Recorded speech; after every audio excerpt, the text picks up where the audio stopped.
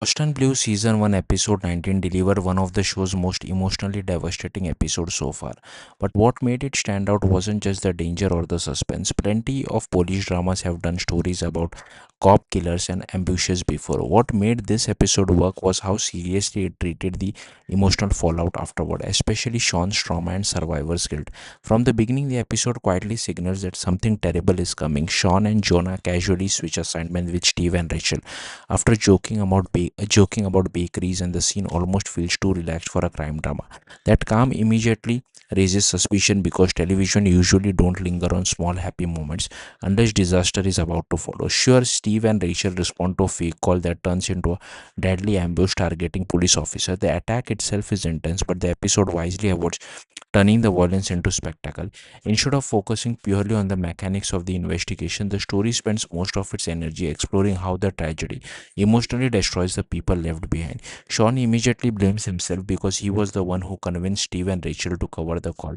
Rationally, he knows he couldn't possibly have predicted the setup, but trauma rarely listens to logic. That's what the episode captures so well.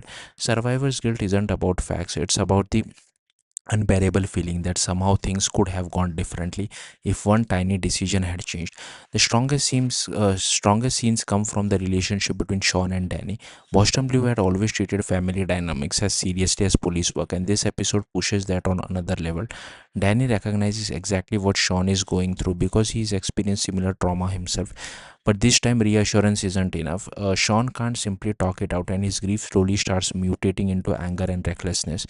That emotional spirals lead to one of the episode's best moments. Danny desperately trying to stop Sean from crossing a moral line while also struggling with his own fear as a father. The confrontation between them feels raw because neither of them fully knows how to handle the situation. Danny wants to help his son, but he is also terrified Sean could permanently damage himself emotionally by giving into rage.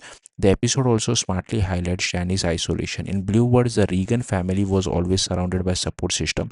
Here in Boston, Danny feels more alone, and that absence matters. One noticeable weakness of the episode, though, is that it barely references the Regan's family long history of loss. Regan's death has shaped the entire franchise from the beginning, and Linda's death should still emotionally affect Danny and Sean during a crisis like this.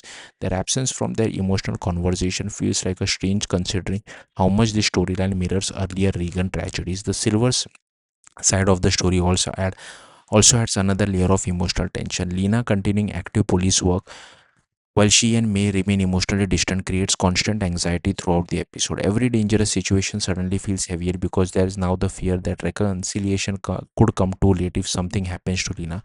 Meanwhile, May's storyline unexpectedly become one of the episode's most compelling setup for the finale. Her conflict over prosecuting a young accomplice in robbery exposes growing political tension within the DA's office.